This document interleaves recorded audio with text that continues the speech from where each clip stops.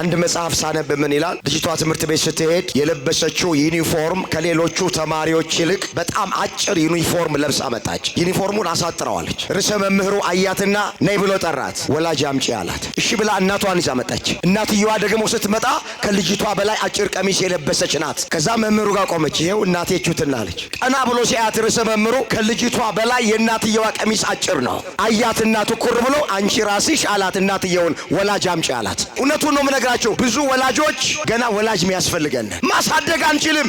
መውለድ ቁም ነገር አይደለም። እበትም ትል ይወልዳል። ማሳደግ ነው ቁም ነገሩ። ጊዮርጊስ ማለት አይደለም። ጊዮርጊስ የክርስቶስ ሰማዕት የሆነው ወላጆቹ በልጅነታቸው ስለሰሩበት ነው። ከየትም አይመጣም እኮ መልካም ልጅ፣ የተባረከ ልጅ፣ በጎ ልጅ፣ እግዚአብሔርን የሚፈራ ልጅ በተአምር አይመጣም። በልጅነቱ ከተሰራበት ነው። ሕፃናት ማለት ነጭ ወረቀት ናቸው። ታውቃላችሁ፣ እንዳለመታደል የኛ ቤተክርስቲያን ወላጆች ለልጆቻቸው ለስጋዊ ነገራቸው ይጨነቁላቸዋል። ለመንፈሳዊ ነገራቸው ግን ብዙ ጊዜ ሲጨነቁላቸው አይታይ። ስለሚበሉት መብል፣ ስለሚጠጡት መጠጥ፣ ስለሚለብሱት ልብስ፣ ስለሚማሩበት ትምህርት ቤት፣ ስለሚይዙት ቦርሳ፣ ስለሚይዙት ሞባይል ብዙ ወላጆች ለልጆቻቸው ይጨነቁላቸዋል። ጥሩ ነው፣ ይሄ በራሱ ችግር የለውም። ግን ስለ ሃይማኖታቸው፣ ስለ መንፈሳዊ ህይወታቸው፣ ስለ ክርስትናቸው እግዚአብሔርን እንዲያውቁ የቤተ ክርስቲያናቸውን ታሪክ እንዲያውቁ ሃይማኖታቸውን ተረድተው አውቀው ማደግ እንዲችሉ ብዙ ወላጅ አይሰራም። ልጆቻችሁ ላይ ስለ ሃይማኖታቸው ትጨነቃላችሁ ወይ? ከኛ ይልቅ በውጪ ያሉት እዛ ቤት ያሉት ልጆቻቸው ላይ ታውቃላችሁ፣ በጣም ነው የሚሰሩባቸው። ገና በህፃንነታቸው እምነታቸውን እያስተማሩ ማወቅ የሚገባቸውን እየነገሯቸው ያለ ልዩነት ማለት ነው። እኔ ከምነግራችሁ በላይ ጠንቅቃችሁ ታውቃላችሁ። ስለነሱ በአግባብና በስርዓት ያሳድጓቸዋል። ተጣመው ስለሚያድጉ ከፍ ካሉ በኋላ እነሱን ማቅናት፣ እነሱን መመለስ ከዛ እምነት ውስጥ ማውጣት አይቻልም። እኛ ግን ብዙዎቻችን ልጆቻችንን በአግባብ ስለማናሳድጋቸው ማንም ሰው እንደ ጠፍ ከብት ይነዳቸዋል። አምላካችን እግዚአብሔር ለወላጆች ልጆቻቸውን የሚያሳድጉበትን ጥበብና ማስተዋል ይስጥልን። አሜን በሉ። በስመ አብ ወወልድ ወመንፈስ ቅዱስ አሐዱ አምላክ አሜን። ክርስቶስ ተንሥአ እሙታን አሰሮ ለሰይጣን ሰላም ኮነ። ክርስቶስ በታላቅ ኃይልና ስልጣን ከሙታን መካከል ተለይቶ ተነሳ። ሰይጣንን አሰረው፣ አዳምንም ነፃ አወጣው። ሰላም ከእንግዲህ ወዲያ ደስታና ሰላም ሆነ። እንኳን ለብርሃነ ትንሣኤው አደረሳቸው። አባቶቼ ካህናት፣ ወንድሞቼ ዲያቆናት፣ መምህራነ ወንጌል በዚህ የቅድስና ስፍራ ላይ ቃሉን ለመስማት ኪዳነ ምሕረትን ለመማፀን ከሩቅም ከቅርብም የተሰበሰባችሁ አባቶች፣ እናቶች፣ እህቶች፣ ወንድሞች፣ ሕፃናትን ጨምሮ በእግዚአብሔር ሰላምታ እንደምን አመሻችሁ። አሜን። አምላካችን እግዚአብሔር ያለፈውን ጊዜ በሰላምና በጤና አስፈጽሞን በእድሜያችን ላይ ይህችን ቀን ተጨማሪ አድርጎልን ቃሉ በሚነገርበት ስፍራ ላይ የሰበሰበን የአባቶቻችን አምላክ የእኛም አምላክ እግዚአብሔር ስለማይነገር ስጦታው ቅዱስ ጳውሎስ እንደተናገረ ክብርና ምስጋና ይግባው።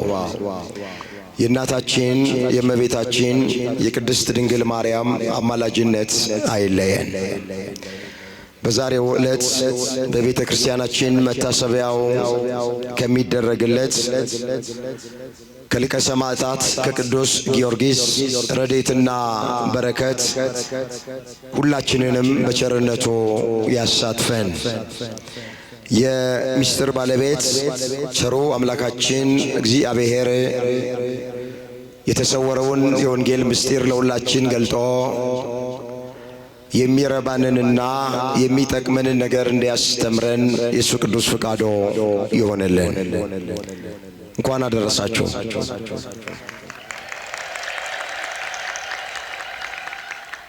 እሺ ምስጋናችሁ የደረሳችሁ አትመስሉም። እስኪ በደንብ አመስግኑት እዚህ ያደረሰንን አምላክ።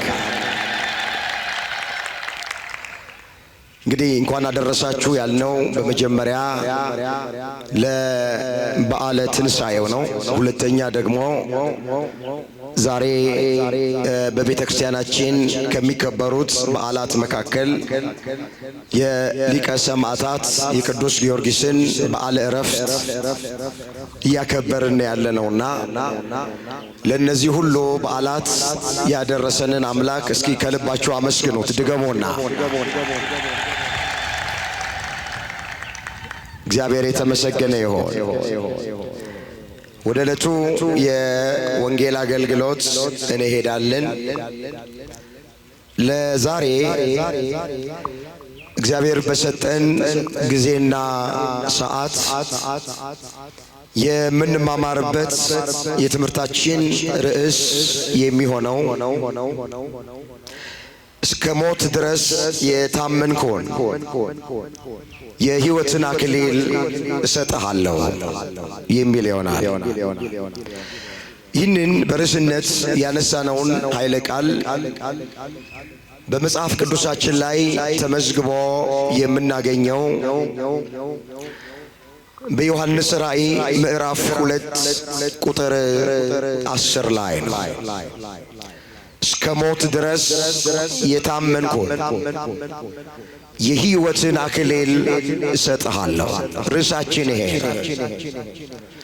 ይህን ርዕስ መነሻ አድርገን መነጋገር ያስፈለገበት ምክንያት ቅድም በመግቢያችን ላይ እንደተናገርን እንደ ቤተ ክርስቲያናችን ሥርዓት መሰረት በየዓመቱ ሚያዝያ 23 ቀን በዚህ ቀን ማለት የሰማዕቱ የቅዱስ ጊዮርጊስን በዓለ ዕረፍት እናከብራለን።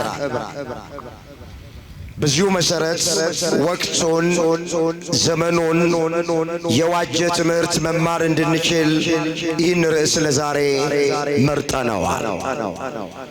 ቆሞ ለመናገር ቁጭ ብለውም ለማድመጥ ጥበብ ከእግዚአብሔር ሲሰጥ ብቻ ነውና ለኔ ለባሪያው ተናጋሪ የሆነ አንደበትን ለናንተም ለሰሚዎቹ አስተዋይ የሆነ ልቡና ቸሩ አምላካችን እግዚአብሔር ለሁላችንም በቸርነቱ ያድለን።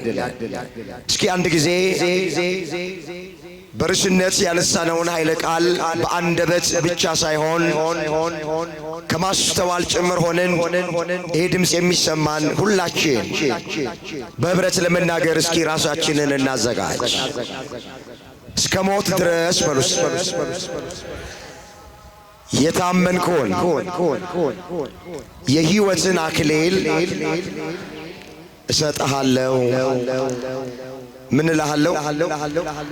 እግዚአብሔር የቃሉን ደጅ ከፍቶ ሁላችንን እንዲያስተምረን የሱ ቅዱስ ፈቃዶ ይሆንልን። ይህንን በርዕስነት ያነሳነውን ኃይለ ቃል በዚህ ስፍራ ላይ የመዘገበልን ቅዱስ ዮሐንስ ወልደ ነጎድጓድ ነው። የጻፈውም ከሰባቱ የአዲስ ኪዳን አብያተ ክርስቲያናት መካከል አንዱ ለሆነው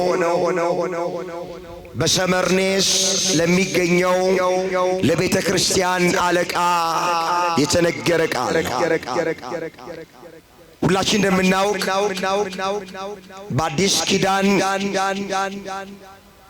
ሰባቱ አብያተ ክርስቲያናት የሚባሉት በኤፌሶን የሚገኘው፣ ሁለተኛ በሰመርኔስ የሚገኝ፣ ሶስተኛ በጴርጋሞን የሚገኝ፣ አራተኛ በቲያጥሮን የሚገኝ፣ አምስተኛ በሰርዴስ የሚገኝ ቤተ ክርስቲያን፣ ስድስተኛ በፊላዴልፊያ የሚገኝ ቤተ ክርስቲያን፣ ሰባተኛና የመጨረሻ በሎዶቅያ የሚገኝ ቤተ ክርስቲያን።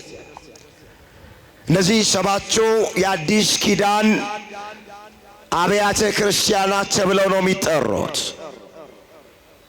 አሁን እኛ በዚህ ምሽት የምናየው ከሰባቱ የአዲስ ኪዳን አብያተ ክርስቲያናት መካከል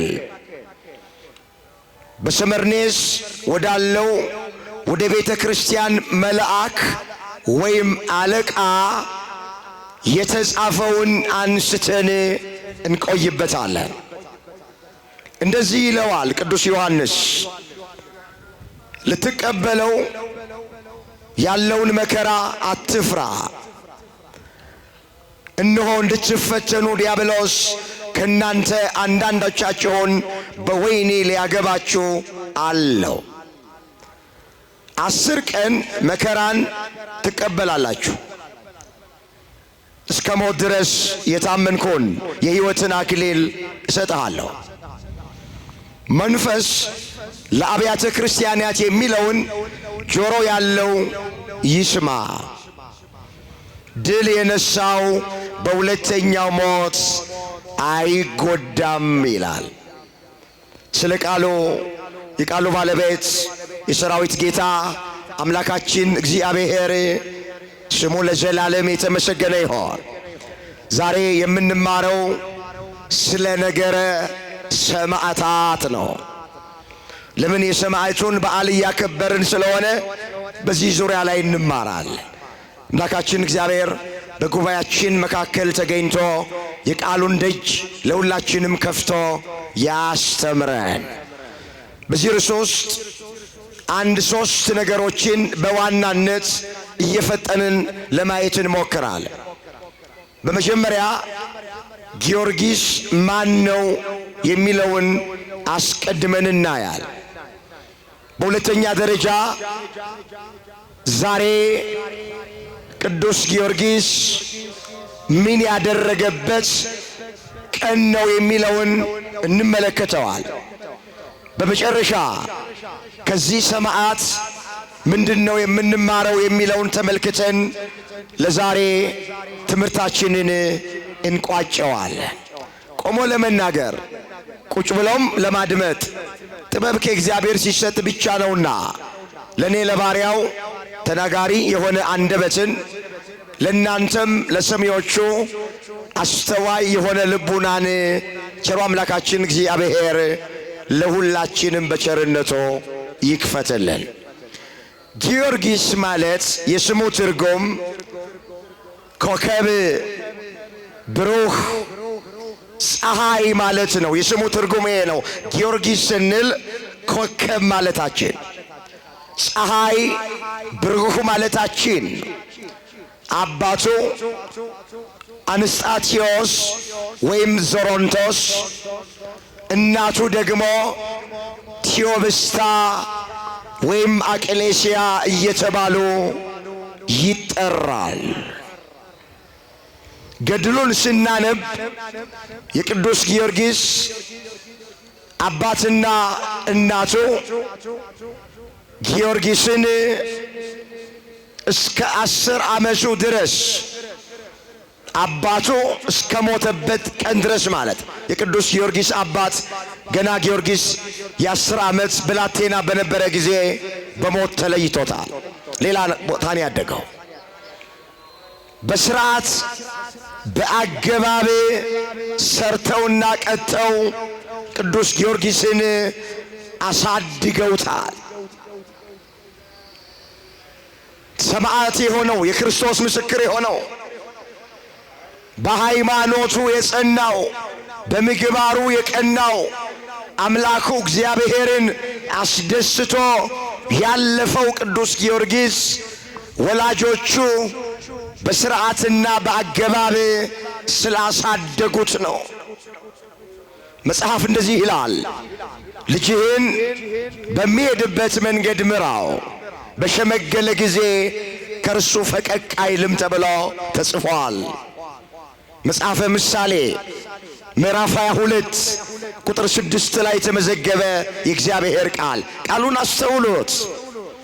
ልጅህን በሚሄድበት መንገድ ምራው፣ በሸመገለ ጊዜ ከእርሱ ፈቀቅ አይልም ነው የሚለው።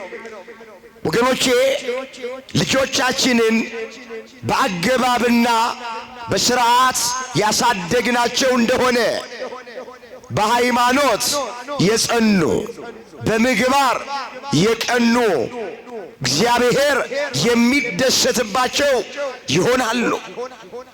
በስርዓትና በአግባብ ካላሳደግናቸው፣ ስድ ከለቀቅናቸው፣ ስድ ከተውናቸው ወገኖቼ በሃይማኖት የጸኑ መሆን አይችሉ። በገዛ ልጆቻችን ኋላ አንገታችንን የምንደፋ ነው የሚሆነው። ታውቃላችሁ እንዳለመታደል የኛ ቤተ ክርስቲያን ወላጆች ለልጆቻቸው ለስጋዊ ነገራቸው ይጨነቁላቸዋል። ለመንፈሳዊ ነገራቸው ግን ብዙ ጊዜ ሲጨነቁላቸው አይታይም።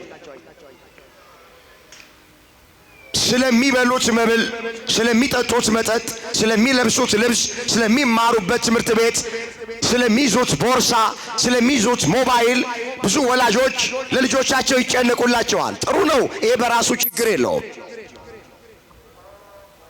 ግን ስለ ሃይማኖታቸው፣ ስለ መንፈሳዊ ሕይወታቸው፣ ስለ ክርስትናቸው እግዚአብሔርን እንዲያውቁ የቤተ ክርስቲያናቸውን ታሪክ እንዲያውቁ ሃይማኖታቸውን ተረድተው አውቀው ማደግ እንዲችሉ ብዙ ወላጅ አይሰራም። አሁን እዚህ ውስጥ አባቶች ትታዩኛላችሁ፣ እናቶች ትታዩኛላችሁ።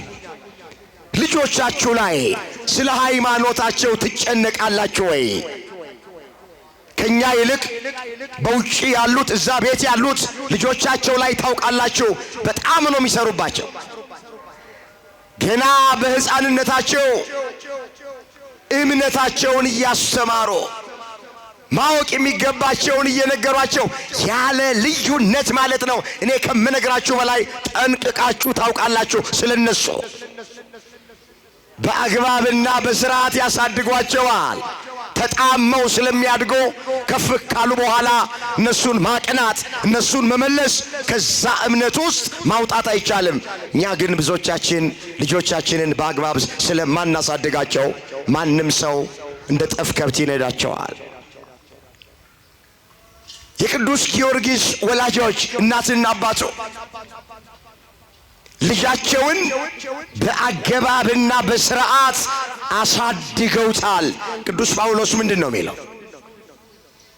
ወላጆች ሆይ ልጆቻችሁን በጌታ ምክርና በተግሣጽ አሳድጓቸው ተብሎ ተጽፏል። እዛ ኤፌሶን ምዕራፍ 6 ቁጥር 3 ላይ የተመዘገበ እግዚአብሔር ቃሉን አስተውሉት። ልጆቻችሁን በጌታ ምክርና በተግሣጽ አሳድጓቸው ተብሎ ተጽፏል። አሁን ማን ነው በልጁ ደስተኛ በዚህ ዘመን? እስኪ በደንብ ራሳችን በወለድናቸው ልጆቻችን ደስተኞች ነን? ወላጆች አይደለንም ብዙዎቻችን። አንዳንድ እናቶች እኮ የገዛ ልጆቻቸውን የሚራገሙ ናቸው። አንቺን የወለድኩ ቀን ምነው ማህፀኔ ውስጥ ውሃ ሆነሽ በቀረሽ፣ አንተን የወለድኩ ቀን ምነው ማህፀኔ ውስጥ ውሃ ሆነ በቀረህ፣ ያቃጥልሽ ያቃጥልህ፣ አንቺን ከመወልድ ቆሜ ብቀር ይሻለኛል፣ አንተን ከመወልድህ ቆሜ ብቀር ይሻለኛል ብለው እሳት በጉያቸው የታቀፉ በገዛ ልጆቻቸው አንገታቸውን የደፉ በልጆቻቸው ደስተኛ ያልሆኑ ብዙ ሰዎች አሉ። በማንም ሰው አናሳብ የዘራ ነው ያጨድ ነው። ያልተዘራ እንዴት ይበቅላል? ባካችሁ በደንብ ስሙን። ልጆቻችን ላይ ካልሰራን ቤተ ክርስቲያን ይዘን መተን ሰንበት ትምህርት ቤት እንዲገቡ ሃይማኖታቸው እንዲያውቁ ከአባቶቻቸው እግር ስር እንዲያድጉ ካላደረግን ከየት ያመጡታል? እኛ ያላሳየናቸውን እኛ ያላስተማርናቸውን ልጆቹ ከየት ያምጡት? ዛሬ በልጆቻችን ደስተኛ መሆን ያልቻልነው በእኛው ምክንያት ነው። አምላካችን እግዚአብሔር ለወላጆች ልጆቻቸውን የሚያሳድጉበትን ጥበብና ማስተዋል ይስጥልን። አሜን በሉ። አንድ መጽሐፍ ሳነብ ምን ይላል? ልጅቷ ትምህርት ቤት ስትሄድ የለበሰችው ዩኒፎርም ከሌሎቹ ተማሪዎች ይልቅ በጣም አጭር ዩኒፎርም ለብሳ መጣች። ዩኒፎርሙን አሳጥረዋለች። ርዕሰ መምህሩ አያትና ነይ ብሎ ጠራት። ወላጅ አምጪ አላት። እሺ ብላ እናቷን ይዛ መጣች። እናትየዋ ደግሞ ስትመጣ ከልጅቷ በላይ አጭር ቀሚስ የለበሰች ናት። ከዛ መምህሩ ጋር ቆመች። ይሄው እናቴ ቹትና አለች። ቀና ብሎ ሲያት ርዕሰ መምህሩ ከልጅቷ በላይ የእናትየዋ ቀሚስ አጭር ነው። አያት እናቱ ኩር ብሎ አንቺ ራስሽ አላት እናትየውን ወላጅ አምጪ አላት። እኔ እውነቱን ነው የምነግራችሁ። ብዙ ወላጆች ገና ወላጅ የሚያስፈልገን ማሳደግ አንችልም። መውለድ ቁም ነገር አይደለም። እበትም ትል ይወልዳል። ማሳደግ ነው ቁም ነገሩ። ጊዮርጊስ ማለት አይደለም። ጊዮርጊስ የክርስቶስ ሰማዕት የሆነው ወላጆቹ በልጅነታቸው ስለሰሩበት ነው። ከየትም አይመጣም እኮ መልካም ልጅ፣ የተባረከ ልጅ፣ በጎ ልጅ፣ እግዚአብሔርን የሚፈራ ልጅ በተአምር አይመጣም። በልጅነቱ ከተሰራበት ነው። ሕፃናት ማለት ነጭ ወረቀት ናቸው። በጎ ነገር ከጻፍንባቸው በጎ ይሆናሉ። ክፉ ነገር ከነገርናቸው ክፉ ሆነው ያድጋሉ። የወለድናቸው ልጆች የምንወልዳቸውንም ልጆች እንደ ቅዱስ ጊዮርጊስ እግዚአብሔር ይባርከልን። እንመለስ ወደ ቀደመ ነገራችን። እንግዲህ ጊዮርጊስ ወላጆቹ በአግባብ በስርዓት በጌታ ምክርና በተግሳጽ አሳድገውታል። ቅድም በመግቢያዬ እንደተናገርኩ ቅዱስ ጊዮርጊስ 10 ዓመት ሲሆነው አባቱ በሞት ተለየው። ዞሮንቶስ በሞት ተለየው። ሌላ ሰው ጋር ያደገው። ያም ሰው ሲያሳድገው ልክ እንደ አባትና እንደ እናቱ ሃይማኖት እያስተማረው፣ ፈሪሃ እግዚአብሔር እያስተማረው፣ የእግዚአብሔርን ቃል እየነገረው፣ አዎ በአገባብ ነው ያደገው። ቅዱስ ጊዮርጊስ በነበረበት ዘመን ዱዲያኖስ የሚባል አላዊ ንጉሥ ነበር ይላል። ታሪክ እየተውኩ ነው ሁሉን ለመተረክ ጊዜ ስለማይበቃ ጥቂት ነገር ስለ ሰማዕቱ ለማስታወስ ይህን ታሪክ አነሳለሁ ለአብነት። ዱዲያኖስ የሚባል ንጉሥ እግዚአብሔርን የማይፈራ ሰውን የማያፍር ጣዖትን የሚያመልክ ንጉሥ ነው ይላል። ስልጣን አለው። በብዙ ሰራዊት ይታጀባል። በአማረ ቤት ውስጥ ነው የሚኖረው። ይሄ ሁሉ በስጋው ሞልቶለት ግን እግዚአብሔር የለውም። ምን ዋጋ አለው? ገንዘብ ኖሮን፣ ስልጣን ኖሮን፣ እውቀት ኖሮን በሰራዊት እየታጀብን እግዚአብሔር ከሌለን ክርስቲያኖች ምን ይጠቅመናል? መጽሐፍ እንደዚህ ይላል፣ ሰው ዓለምን ሁሉ ቢያተርፍ ነፍሱን ግን ቢያጎድል ምን ይረባዋል ተብሎ ተጽፏል። የማቴዎስ ወንጌል ምዕራፍ 16 ቁጥር 26 ላይ የተመዘገበ እግዚአብሔር ቃል ነው። እስኪ ሰው በሉ ሁላችሁ። ሰው ዓለምን ሁሉ ቢያተርፍ ነፍሱን ግን ቢያጎድል ምን ይረባዋል?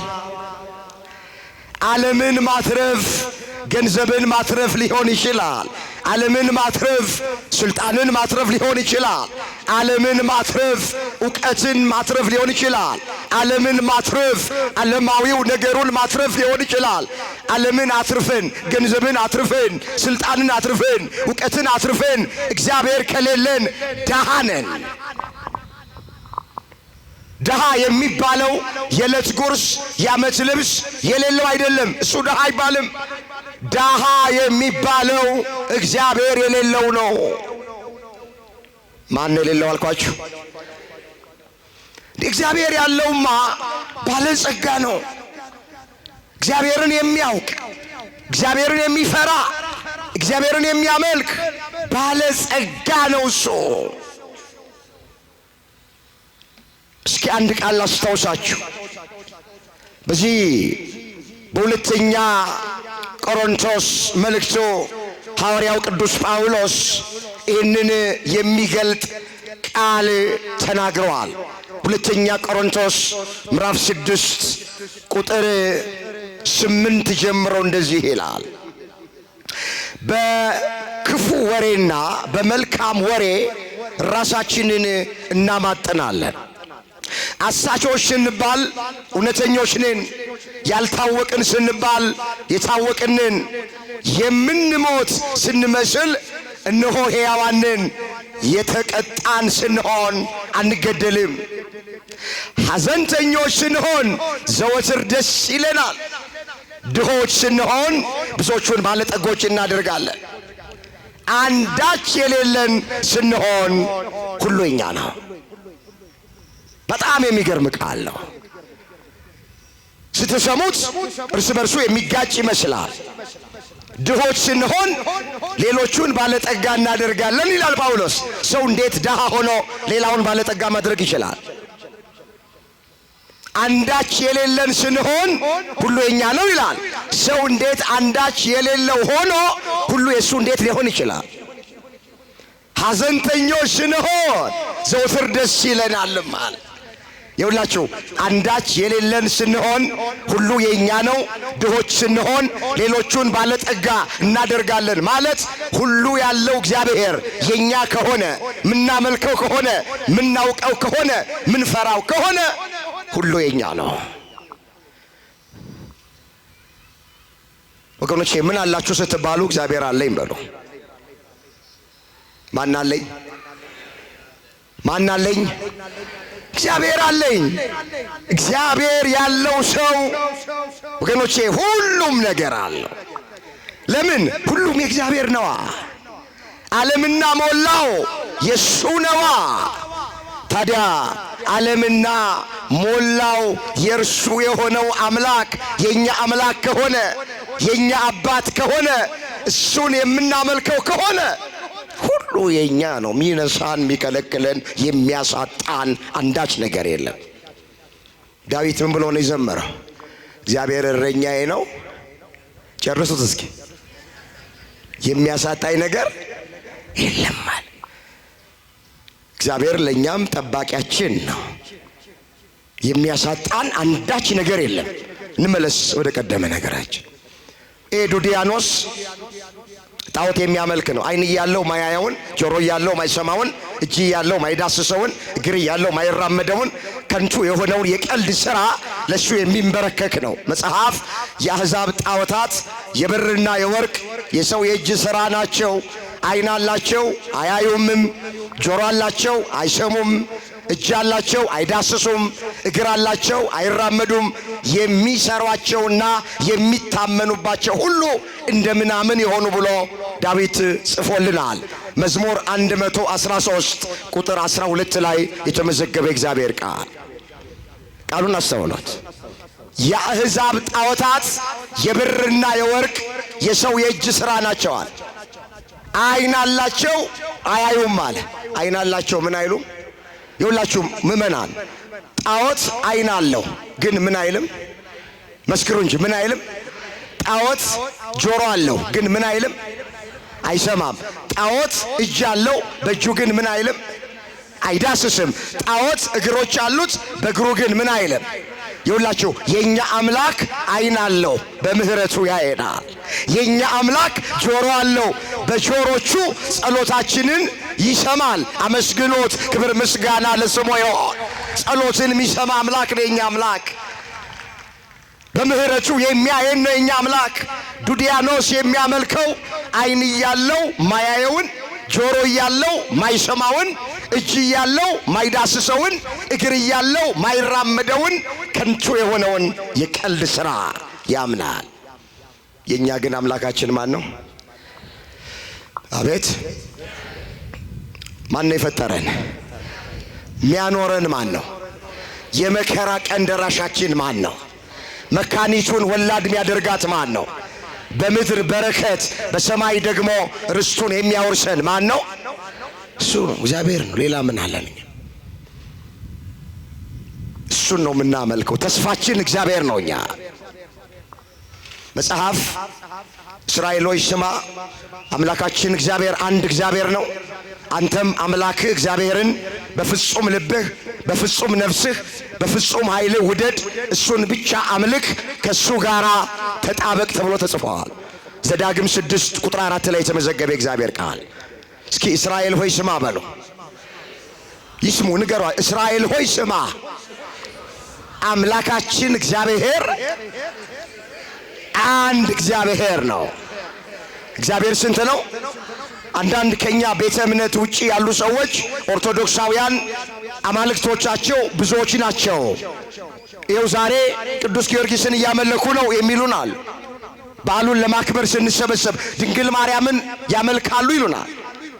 ከቅዱሳን መላእክት መካከል አንዱን ጠቅሰው ቅዱስ ሚካኤልን፣ ቅዱስ ገብርኤልን ያመልካሉ ይሉናል። ተክለ ሃይማኖትን፣ ገብረ መንፈስ ቅዱስን ያመልካሉ ይሉናል ባለማወቅ። የሁላችሁ ለአንዳንዶች እንደሚመስል እኛ ድንግል ማርያምን አናመልክም፣ ቅዱስ ጊዮርጊስን አናመልክም፣ ጻድቃን ሰማዕታትን አናመልክም፣ ቅዱሳን መላእክትን አናመልክም። የኛ አምላካችን አንድ ነው፣ ስሙም እግዚአብሔር ነው። ከፍ አድርጋችሁ አመስግኑት። እሱ ነው አምላካችን፣ ሌላ አምላክ የለንም። ድንግል ማርያምን እግዚአብሔር ስላከበራት እናከብራታል። ቅዱሳንን እግዚአብሔር ስላከበራቸው እናከብራቸዋል። መላእክቱን እግዚአብሔር ስላከበራቸው እናከብራቸዋል። ሰማዕታቱን እግዚአብሔር ስላከበራቸው እናከብራቸዋለን። የምናመልከው ግን እግዚአብሔርን ብቻ ነው። ማንን ነው የምናመልከው? እግዚአብሔርን። መጽሐፍ እኔ እግዚአብሔር ነኝ፣ ስሜም ይህ ነው፣ ክብሬን ለሌላ ምስጋናዬን ለተቀረጹ ምስሎች አልሰጥም ነው የሚለው ትንቢተ ኢሳይያስ ምዕራፍ 42 ቁጥር 8 ላይ የተመዘገበ እግዚአብሔር ቃል። ወገኖቼ ንጉሥ በመንግስቱ ጎልማሳ በሚስቱ ሲመጡበት እንደማይወድ እግዚአብሔር በአምልኮቱ ሲመጡበት አይወድ። ቃሉን አስተውሉት። እኔ እግዚአብሔር ነኝ አለ፣ ስሜም ይህ ነው አለ፣ ክብሬን ለሌላ ምስጋናዬን ለተቀረጹ ምስሎች አልሰጥም ነው የሚለው እግዚአብሔር። እግዚአብሔር በአምልኮቱ ሲመጡበት አይወድም። የሱን ምስጋና፣ የሱን አምልኮ፣ የሱን ክብር ለፍጡራን ለሰዎች እንድንሰጥበት እግዚአብሔር አይፈልግም። የእግዚአብሔር ክብር የሚሰጠው ለእግዚአብሔር ብቻ ነው። አምልኮ የሚሰጠው ለእግዚአብሔር ብቻ ነው። እንመለስ። ይሄ ንጉሥ ግን እግዚአብሔርን አያውቅም፣ የሚያመልከው ጣዖት ነው። ቅዱስ ጊዮርጊስ ፊት ለፊቱ ቆሞ ገሰጸው። ለጣዖት እንዳይሰግድ፣ ለጣዖት እንዳያመልክ፣ ለጣዖት እንዳይንበረከክ፣ እሱን ክርስቶስን እንዲክድ ጣዖትን እንዲያመልክ ሲያዘው ቅዱስ ጊዮርጊስ ክርስቶስን አልክድም ለጣዖትም አልሰግድም ብሎ በሰባው ነገሥታት ፊት መሰከረ። ስለ ክርስቶስ ምስክር ሆነ። የዚህን ጊዜ ንጉሡ ተቆጣ ነው የሚለው ገድሉን ስናነበው። ብዙ መከራ ያደርሱበት ዘንድ ወታደሮቹን አዘዛቸው ነው የሚለው። ገድሉን ስናነብ እንደምናገኝ ለሚያየውም ለሚሰማውም ለጆሮም የሚዘገንን መከራ በቅዱስ ጊዮርጊስ ላይ ንጉሡ አደረሰበት። ሃይማኖቱን እንዲክድ፣ ጣዖት እንዲያመልክ፣ ሐሳቡን እንዲቀይር ብዙ መከራ አደረሰበት። ከመከራዎቹ መካከል ጥቂቱን እስኪ ላስታውሳችሁ። መርዝ አዘጋጅቶ አንጀቱን የሚቆራርጥ እንዲጠጣ ቅዱስ ጊዮርጊስን አስገደዱት ይላል። ያ መርዝ ሲሰጠው ባረከ፣ ስመ እግዚአብሔርን ጠራ፣ አማተበበትና በእምነት ጠጣው። እነሱ ካሁን አንጀቱ ተቆራርጦ ሆዱ ተዘርግፎ ይሞታል ብለው ሲጠብቁ የቅዱስ ጊዮርጊስ ፊቱ ከፀሐይ ብርሃን ይልቅ አበራ ይላል። ክብር ምስጋና ለአምላካችን ለእግዚአብሔር ይሁን። መጽሐፍ ምንድን ነው የሚለው? ያመኑትም እነዚህ ምልክቶች ይከተሏቸዋል። በስሜ አጋንንትን ያወጣሉ፣ የሚገድል መርዝ ይጠጣሉ፣ ነገር ግን የሚጎዳቸው የለም ተብሎ ተጽፏል። ማርቆስ 16 ቁጥር 17 ላይ ቃሉን አስተውሉት። ያመኑትም እነዚህ ምልክቶች ይከተሏቸዋል። ጌታችን መድኃኒታችን ኢየሱስ ክርስቶስ የተናገረው ቃል በስሜ አጋንንትን ያወጣሉ አለ ጌታችን። አዎ አጋንንት ማውጣት ብቻ አይደለም፣ የሚገድል ነገር መርዝ ይጠጣሉ። ነገር ግን መርዙ በእነሱ ላይ ኃይል አይኖረውም አለ። ቅዱስ ጊዮርጊስን መርዝ በጥብጠው ሊገድሉት አጠጡት። መርዙ ግን በቅዱስ ጊዮርጊስ ላይ ኃይል አልነበረውም። ቅዱስ ጊዮርጊስን ማን ጠበቀው? ማን ጠበቀው? የመጀመሪያው መከራ እናደረሱበት የብረት ምጣድ ድስት ሰርተው ጉድጓድ ውስጥ ቆፍረውት፣ አዎ ጊዮርጊስን እዛ ውስጥ ጨመሩት እንዲሞት። ነገር ግን እዛ ውስጥም ገብቶ የፈላ ውሃ ውስጥ አዎ ገብቶ ምንም ሳይሆን እግዚአብሔር አወጣው። መጽሐፍ እንደዚህ ይላል እዛ ኢሳይያስ 43 ቁጥር 1 ላይ እስራኤል ሆይ ተቤዥቼሃለሁና አትፍራ፣ አንተ የኔ ነህ፣ በስም ጠርቼሃለሁ። በእሳቱ ውስጥ ባለፍክ ጊዜ እሳቱ አያቃጥልህም፣ በውሃ ውስጥ ባለፍክ ጊዜ ውሃው አያሰጥምህም። እኔ አምላክህ እግዚአብሔር መድኃኒትህ ነኝና ነው የሚለው መጽሐፍ። ቃሉን አስተውሎት። ያዕቆብ ሆይ እስራኤል ሆይ ተቤዥቼሃለሁና አትፍራ፣ በስምህ ጠርቼሃለሁ አለ። በምን ጠርቼሃለሁ?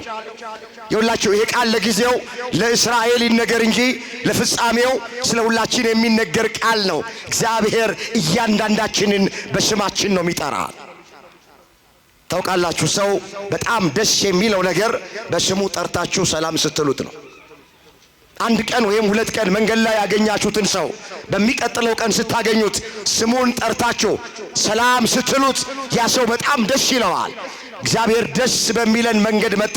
በስምህ ጠርቼሃለሁ፣ አንተ የኔ ነህ አለ። እኛ የማንን የማን ናችሁ? አንተ የኔ ነህ አለ።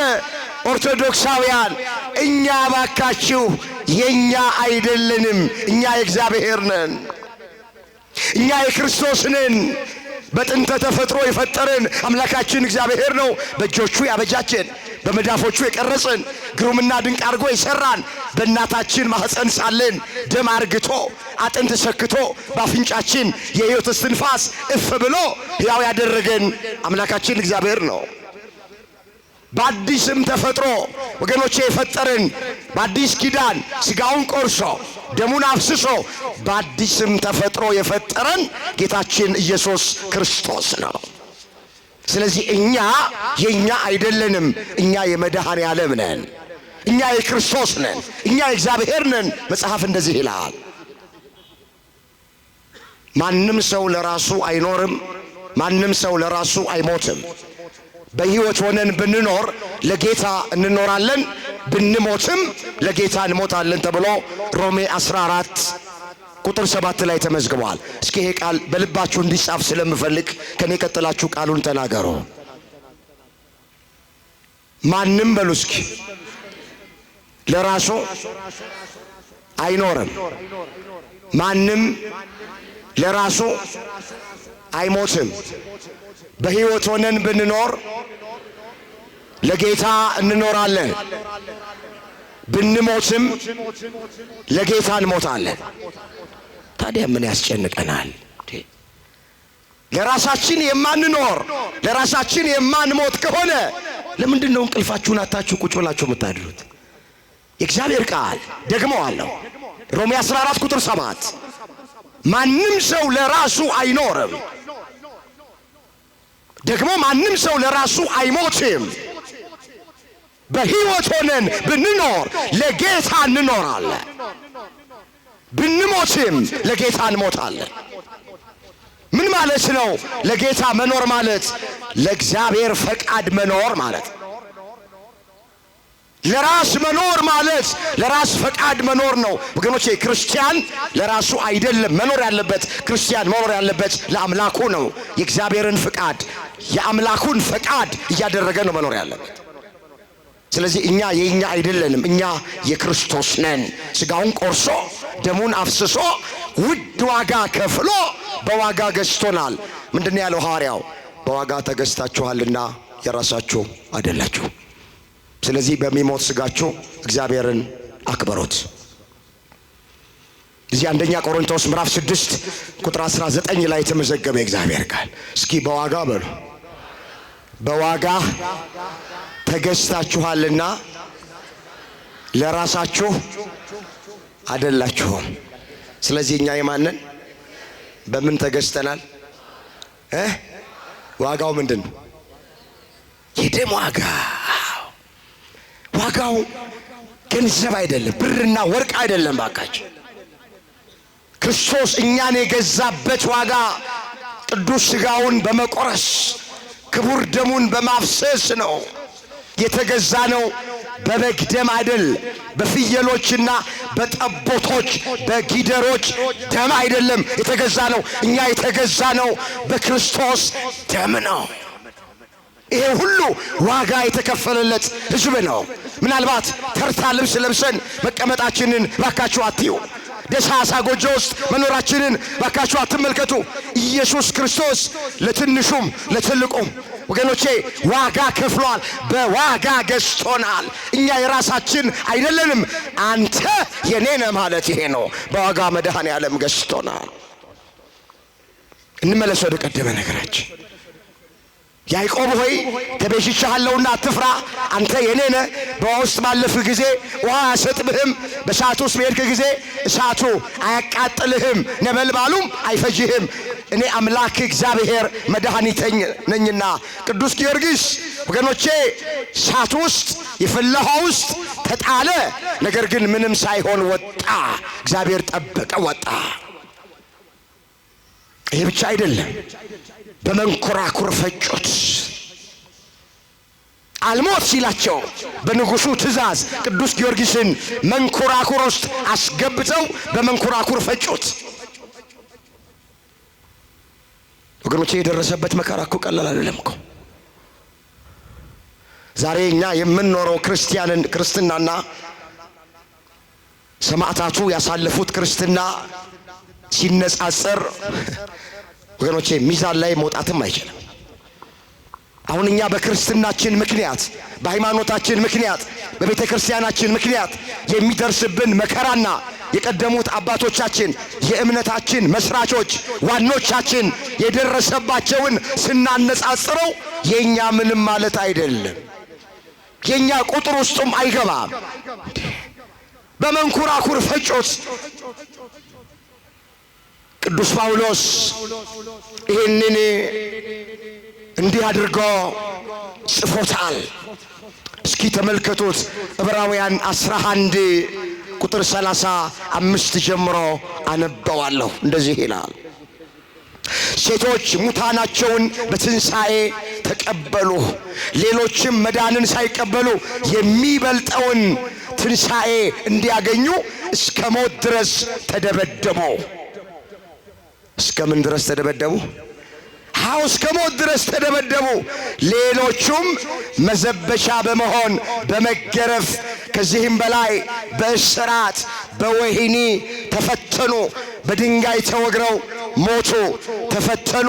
በመጋዝ ተሰነጠቁ፣ በሰይፍ ተገድለው ሞቱ። ሁሉን እያጡ መከራ እየተቀበሉ እየተጨነቁ የበግን የፍየል ሌጦ ለብሰው ዞሩ። ዓለም አልተገባቸውምና በምድረ በዳ በተራራ በዋሻ በምድር ጉድጓድ ውስጥ ተቅበዘበዙ አለ። ስለነ ቅዱስ ጊዮርጊስ ስለ ሰማዕታቱ የተነገረ ቃል ነው። ክርስትና ማለት ይሄ ነው። በመጋዝ መሰንጠቅ ነው። በመንኮራኩር መፈጨት ነው። በሰይፍ መቀላት ነው። ወደ አናብስት ጉድጓድ ውስጥ መጣል ነው። ወገኖቼ በመጽሐፍ ቅዱስ ውስጥ ክርስትና አልጋ በአልጋ እንደሆነ አልተጻፈ። ክርስትና በድሎትና በቅንጦት ትኖራላችሁ ተብሎ አልተጻፈ። ክርስትና ማለት በፌደራል እየታጀብክ በማርሽ ባንድ እየታጀብክ በምቾትና እንደዚህ አይነት ነገር መጽሐፍ ቅዱስ ውስጥ ከዘፍጥረት እስከ ዮሐንስ ራእይ ብታነቡ አታገኙ። ዛሬ ክርስትናን ሌላ ነገር ያደረጉ ሰዎች አሉ። ማትረፊያ ያደረጉ ሰዎች አሉ። በመንኮራኩር ተፈጨ፣ ስጋውን በደብረ ይድራስ ተራራ ላይ በተኑት ይላል። ቃል ኪዳን ስለተገባለት 3 ጊዜ ትሞታለህ 3 ጊዜም ትነሳለህ ተብሎ ቃል ኪዳን ስለገባለት ቅዱስ ጊዮርጊስ በክርስቶስ አስነሽነት ተነሳ። ስጋው ከተበተነበት ተሰብስቦ አሁን አንዳንዶች ይህን ሲሰሙ እንዴት ይሆናል የሚሉ ሰዎች አሉ። መጽሐፍ ትንሣኤና ሕይወት እኔ ነኝ፣ የሚያምንብኝ ቢሞት እንኳን ሕያው ይሆናል ነው የሚለው የዮሐንስ ወንጌል ምዕራፍ 11 ቁጥር 25 ላይ በክርስቶስ አስነሽነት ከሞተበት ሰማዕቱ ተነስተዋል። እስከዚህ ሁሉ ድረስ ወገኖቼ ቅዱስ ጊዮርጊስ በእምነቱ ግን ጸንቶ ነበረ። ወደ ኋላ አላፈገፈገም። ሃይማኖቱን አልቀየረም። አቋሙን አልለወጠም። ሰይፉን ፈርቶ እሳቱን ፈርቶ መከራውን ፈልጦ ወደ ኋላ አልሸሸም። ቅዱስ ጳውሎስ እንደተናገረ ከክርስቶስ ፍቅር የሚለየን ማን ነው ያለ። መከራ ነው፣ ስደት ነው፣ ረሃብ ነው፣ ራቁትነት ነው። ቀኑን ሙሉ ስላንተ እንገደላለን፣ እንደሚታረዱ በጎች ተቆጠርን ተብሎ ተጽፏል። ሮሜ 8 ቁጥር 35 ላይ እስኪ ከክርስቶስ ፍቅር በሉ የሚለየኝ ማን ነው? ስንናገረው ቀላል ነው። ብዙዎቻችን አይደለም መከራ አሁን ዝናብ ቢዘንብ ሁላችንም ተነስተን ነው የምንሄደው። አያድርገውና ስንናገር ስንዘምር ከክርስቶስ ፍቅር የሚለየኝ ማን ነው እንላል። ግን ቤተ ክርስቲያን ላይ ትንሽ መከራ ከመጣች ማንም የለም፣ ማንም የለም። ወገኖቼ እኛ የሰማዕታት ልጆች ነን ወይ? ራሳችንን ጠይቅ። የነ ቅዱስ ጊዮርጊስ ልጆች ነን ወይ? እነ ቅዱስ ጊዮርጊስ እኮ ስደት፣ እስር፣ ግርፋት፣ ረሃብ፣ ራቁትነት፣ መከራ አዎ ከክርስቶስ አለያቸው። እስከ መጨረሻው ድረስ እስከ ሞት ድረስ ታምነዋል። በመጨረሻ ይሄን ሁሉ መከራ አድርሶበት ንጉሡ ቅዱስ ጊዮርጊስ አልሞት ሲለው በዛሬ ቀን ሚያዝያ 23 ቀን አንገቱ በሰይፍ ተቀልጦ እንዲሞት አደረገው። አንገቱ በሰይፍ ሲቀላ የቤተ ክርስቲያን ታሪክ ገድሉ እንደሚነግረን ደምና ወተት ፈሰሰ ይላል። ያን ጊዜ በክብር በሰማዕትነት በዛሬው ቀን አረፈ። የተጋደለው 7 ዓመት ነው። በ20 ዓመቱ ነው ቅዱስ ጊዮርጊስ ተጋድሎ የጀመረው ሰማዕትነቱን የጀመረው በ27 ዓመቱ። ከ7 ዓመት ተጋድሎ በኋላ በዛሬው ቀን አንገቱ በሰይፍ ተቀልጦ በክብር በሰማዕትነት አረፈ። 7 ዓመት ስለተጋደለ 7 አክሊላት ዛሬ ለሰማዕቱ ተሰጠው። ክብር ምስጋና ለአምላካችን ለእግዚአብሔር። 7 አክሊል ተቀዳጀ ዛሬ ቅዱስ ጊዮርጊስ። እስከ ሞት ድረስ የታመንኩን የሕይወትን አክሊል እሰጥሃለሁ የሚለው ቃል ተፈጸመ። 7 አክሊል ተሰጠው። ስለ እምነቱ ጽናት፣ ስለ ሰማዕትነቱ፣ ስለ ምስክርነቱ፣ ስለ ተጋድሎ አክሊል ተቀዳጀ። ሰማዕት ማለት ቀጥታ ትርጉሙ ምስክር ማለት። ንገሩኝ፣ ሰማዕት ማለት ምን ማለት ነው አልኳችሁ? ምስክር። የማን ምስክር? የእግዚአብሔር ምስክር። ሰማዕታት የክርስቶስ ምስክሮች ናቸው። እሱ በተናገረው ቃል መሰረት የክርስቶስ ምስክሮች ናቸው። እነ ቅዱስ ጊዮርጊስ ምንድን ነው ያለው ጌታችን? በሰው ፊት የሚመሰክርልኝ በሰማይ ባለው በአባቴና በመላእክቱ ፊት መሰክርለታል። በሰው ፊት የሚክደኝ ደግሞ በሰማይ ባለው በአባቴ ፊት እክደዋለሁ። ማቴዎስ 10 ቁጥር 32 ላይ የተመዘገበ ቃል። በዚህ ቃል መሰረትነት ላይ ነው ሰማዕታት የተነሱት። በሰው ፊት የሚመሰክርልኝን በአባቴ ፊት መሰክርለታለሁ አለ ኢየሱስ ክርስቶስ። ሰማዕት ማለት ምስክር ማለት ነው። ስለዚህ እነ ቅዱስ ጊዮርጊስ፣ እነ ቅድስት አርሴማ፣ እነ ቅዱስ መርቆሬዎስ፣ እነ ቅዱስ ክርስቶስ ሰምራ፣ ሌሎቹም ሰማዕታት የክርስቶስ ምስክሮች ናቸው። ጥቂት ጊዜ መከራ ተቀብለው አምላካቸው እግዚአብሔርን በክብር ያሳዩ ናቸው ሰማዕታት ማለት። ክብር ይግባቸው፣ አመስግኗቸው፣ ሁሉንም ክብር ይግባቸው። እኔ ይገርመኛል አንዳንድ ሰዎች በኢትዮጵያ ኦርቶዶክስ ተዋሕዶ ቤተክርስቲያን ውስጥ እነ ጊዮርጊስ ምናምን ኢየሱስን ሸፍነውታል፣ ኢየሱስን ጋርደውታል ብለው ሰዎቹ ሲናገሩ በጣም ይገርማል። ጊዮርጊስ ስለ ኢየሱስ ክርስቶስ ስም ሲል ነው የተጋደለው። አርሴማ ለጋ ዕድሜዋን የሰጠችው ስለ ኢየሱስ ክርስቶስ ስትል ነው። ውበቷን የተወች፣ ውበቷን የጣለች፣ ያችን የመሰለች ከራስ ፀጉሯ እስከ እግር ጥፍሯ ድረስ ይቀረሽ ማትባል ውብ መልከ መልካም ሴት፣ ቆንጆ ሴት ውበቷን የጣለችው የተወችው ለጋ ዕድሜዋን ለዝሙት ሳይሆን ለክርስቶስ የሰጠች ናት አርሴማ ማለት። ዛሬ እኛ እኮ ትንሽ ውበት ካለን ምን ካለን ቤተ ክርስቲያን ሁሉ መምጣት አንፈልግም። ድንጋይ ላይ ተቀምጬ ያልማር ነው የምትለው እሷ። ሶፋ አለ ወይ? ምን ላይ ነው የምታስቀምጥ? እኛ ይውላችሁ ትንሽ ነገር ካለን ወደ ቤተ ክርስቲያን ለመምጣት መንፈሳዊ ለመሆን ቅዳሴ ለማስቀደስ ቃሉን ለመስማት ብዙዎቻችን ፈቃደኞች አይደለን። አርሴማ ግን በስጋ ብዙ ነገር አላት፣ ግን ያላትን ነገር ስለ ክርስቶስ ስትል ጣለች። ክብሯን ጣለች፣ ትምክህቷን ጣለች። የኔ ክብሬ ኢየሱስ ነው አለች። ቅዱስ ጊዮርጊስ ወጣት ነው፣ ለጋ ነው። አስተውሉ፣ በ27 ዓመቱ ነው በሰማዕትነት ዛሬ ያረፈ።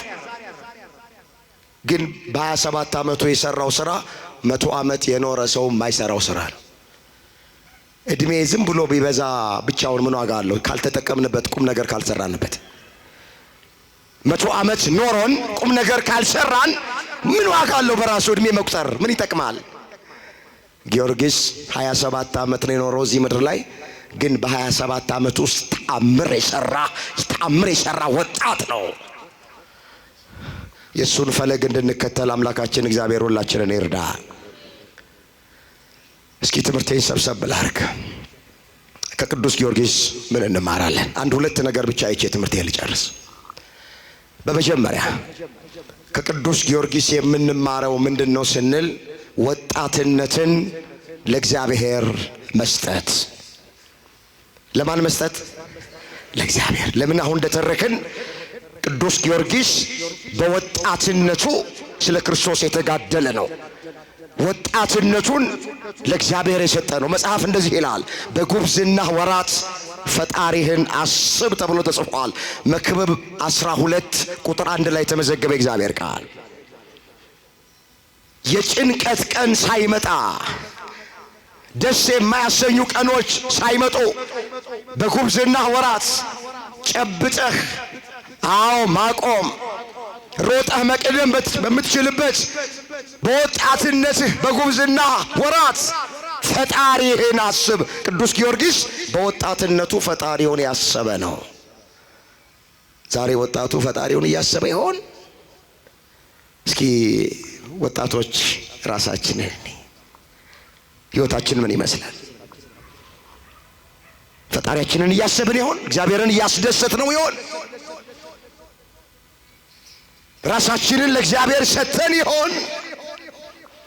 ቅዱስ ጊዮርጊስ ወጣትነቱን ለእግዚአብሔር የሰጠ ነው። በወጣትነቱ ፈጣሪውን ያሰበ ነው።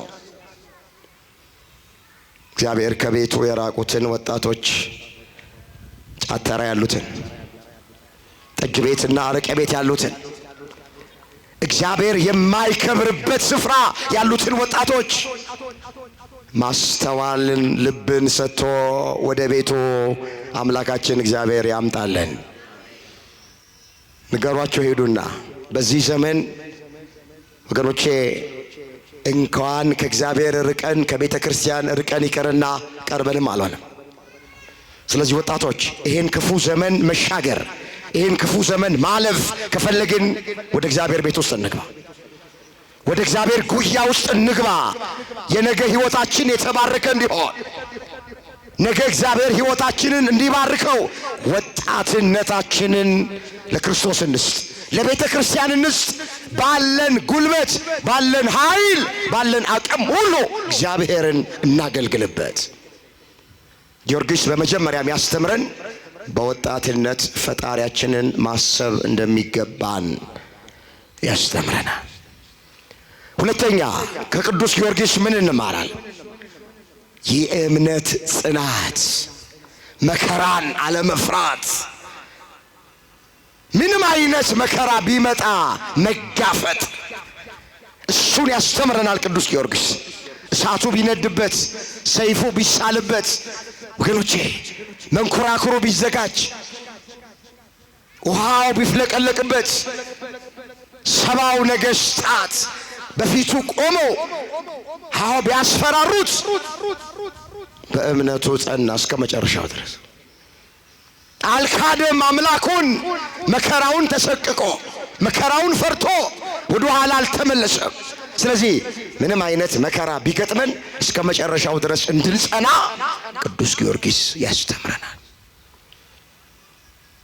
በሚገጥመን መከራ ሁሉ እንደ ሰማዕቱ እስከ መጨረሻው ድረስ እንድንጸና አምላካችን እግዚአብሔር ሁላችንን ይርዳል። ወገኖቼ የክርስትና ጉዞ የመስቀል ጉዞ ነው። መንገዱ ቀጭን ነው። ጉዞ ይተራራል። ፈተና አለ። ትናንትም ፈተና ነበር፣ ዛሬም ፈተና ይኖራል፣ ነገም ፈተና ይኖራል። ስለዚህ እኛ የጊዮርጊስ ልጆች ነን። እኛ የአርሴማ ልጆች ነን። እነሱ በመከራ ነው ያለፉት። በደማቸው ቀለምነት፣ በአጥንታቸው ብዕርነት ጽፈው ነው ሃይማኖታቸውን ለእኛ ያስረከቡን። ስለዚህ እነሱ ባለፉበት እኛ እናልፋለን። የነሱን ፍኖት፣ የነሱን መንገድ እንከተላለን።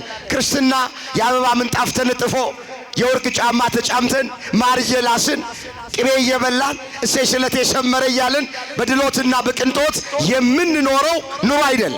ትንሽ እንቆነጠጥ። ትንሽ መከራ ስትገጥመን ከሆነ ቦታ አትደንግጦ፣ አትፍሮ። የተጠራ ነው በስሙ ልናምን ብቻ አይደለም፣ መከራንም ጭምር ልንቀበል ነው። ብዙዎቻችን የተጠራንበትን ስለማናውቅ ጥቂት ነገር ሲገጥመን እናጉረመርማለን። አናውቅማ፣ የተጠራንበትን አናውቅም። መጽሐፍ ምን ይላል? የተጠራችሁለት ለዚህ ነውና ክርስቶስም ደግሞ ፍለጋውን እንድትከተሉ መከራ ተቀብሎ ምሳሌ ትቶላችኋል። እሱ ሲሰድቡት መልሶ አልተሳደበም፣ መከራ ሲያደርሱበት አልዛተም። ነገር ግን በጽድቅ ለሚፈርድ ራሱን አሳልፎ ሰጠ ተብሎ ተጽፏል። አንደኛ ጴጥሮስ ምዕራፍ 2 ቁጥር 21 ላይ። ስለዚህ ኦርቶዶክሳውያን ወንድሞቼና እህቶቼ የተጠራ ነው በክርስቶስ ክርስቲያን፣ በወልድ ውሉድ፣ በመንፈስ ቅዱስ መንፈሳውያን ተብለን ብቻ ለመጠራት ሳይሆን መከራንም ጭምር ለመቀበል ነውና ደግሞ የመከራና የትዕግስት ምሳሌ የሆኑ ዋኖች አሉ። እነ ቅዱስ ጊዮርጊስ፣ እነ ቅድስት አርሴማ፣ ሌሎቹም አሉ። እነሱን እየመሰልን ምሰሏቸው ስለተባለ በሃይማኖት ጸንተ እንድንኖር አምላካችን እግዚአብሔር ይርዳል። ወገኖቼ ዛሬ እንደነ ቅዱስ ጊዮርጊስ ቤተ ክርስቲያኒቱ ዛሬም ሰማዕታትን እያፈራች ነው ያለችው። ብዙዎቹ ማተባችንን አንበጥስም፣ ሃይማኖታችንን አንክድም እያሉ ከቤተ ክርስቲያናችን አስተምህሮ አንወጣም እያሉ ዋጋ እየከፈሉ ነው ያሉት። ስንቱን ልተርክላችሁ? አሁን የነ ቅዱስ ጊዮርጊስን ብቻ እኮ አይደለም የምንተርከው፣ የሰማዕታቱን ታሪክ ብቻ እኮ አይደለም ምንተርከው። ዛሬ ብዙ ሰማዕታት እየፈሩ ነው ቤተ ክርስቲያን ውስጥ። ምንድነው ያለው ተርቱሪያን የተባለው ሊቅ? የሰማዕታት ደም የክርስትና ዘር ነው ብለዋል። እስኪ የሰማዕታት ደም በሉ። የክርስትና ዘር ነው። የምን ዘር ነው? ብዙዎቹ በዚህ ዘር በቅለዋል። ከእህቶች መካከል፣ ከወንድሞች መካከል ስለ ተዋህዶ፣ ስለ ቤተ ክርስቲያን፣ ስለ ክርስቶስ አንገታቸውን የተቀሉ አሉ። ወገኖቼ የታረዱ አሉ፣ የተሰዉ አሉ፣ የተቃጠሉ አሉ፣ በጅምላ የተገደሉ አሉ፣ መከራ የተቀበሉ ሰዎች አሉ። የቅርብ ትዝታችን ነው። ዶግማዋ፣ ቀኖናዋ፣ ትውፊቷ አይለወጥም ብለው ብዙ ወንድሞቻችንና እህቶቻችን በክብር ያረፉ አሉ። በየሀገሩ ላይ ደማቸው ደመ ከልብ የሆነ። ስለዚህ ሰማዕታት አሏት ቤተ ክርስቲያን፣ በየጊዜው ሰማዕታት አሏት። ክርስትና ማለት ይሄ ነው። በቃ እንደዚህ ነው የሚሆነው። የሚጣፍጠውም እንደዛ ሲሆን ነው ክርስትና እንጂ ተመችቶ ጥበቃ እየተደረገልህ በፌደራል እየተጠበቁ ክርስትና የለም። የተጠራ ነው። ለዚህ ነው እኛ ነገ ምን እንደሚገጥመን አናውቅም። ማን ያውቃል? ይሄ የመጨረሻ ስብከታችን ሊሆን ይችላል። ማን ያውቃል? ይኸውላችሁ አገልጋዮች ስታገለግሉ የመጨረሻ አገልግሎታችሁ ሊሆን እንደሚሆን አስባችሁ አገልግሉ። ምእመናን መታችሁ ቤተ ክርስቲያን ቃሉን ስትሰሙ የመጨረሻችሁ ሊሆን አስባችሁ ስሙ። ምን እንደሚሆን አይታወቅም። በቃ ጊዮርጊስ ማለት ብቻ በቂ አይደለም። አርሴማ ማለት ብቻ በቂ አይደለም። እኛ የሰማዕታት ልጆች ነን። የነሱን መንገድ፣ የነሱን ፈለግ፣ የነሱን ፍኖት እንከተላለን። ክርስቶስ ወገኖቼ ቤተ ክርስቲያንን የመሰረታት ደም እያፈሰሰ ነፍስ እያጠፋ ሰው እየገደለ አይደለም። ክርስቶስ ክርስትናን የመሰረታት እየሞተ ነው። ክርስትናን የመሰረታት ይህን ታውቃላችሁ አይደል? ማንንም አልገደለም ክርስቶስ። የማንንም ሰው ደም አላፈሰሰም። ኢየሱስ ክርስቶስ ሞቶ ነው ቤተ ክርስቲያንን በደሙ የመሰረታት። እኛ የሱ ልጆች ነን። ስለዚህ ምንም ነገር በሕይወታችን ቢመጣብን እስከ መጨረሻው ድረስ መጽናት አለብን። እስከ ሞት ድረስ የታመንኩን የሕይወትን አክሊል እሰጥሃለሁ። በመጀመሪያ ሃይማኖታችን እስከ መጨረሻው ድረስ እንድንታመን አምላካችን እግዚአብሔር ሁላችንን በቸርነቱ ይርዳን። ያስተማረን፣ የመከረን፣ የገሰጸን የአባቶቻችን አምላክ እግዚአብሔር ስሙ የተመሰገነ ይሆን። የሰማዕቱ የቅዱስ ጊዮርጊስ በረከት ከሁላችን ጋር ይሆንልን። የሁላችንን መጨረሻ እግዚአብሔር ያሳምር።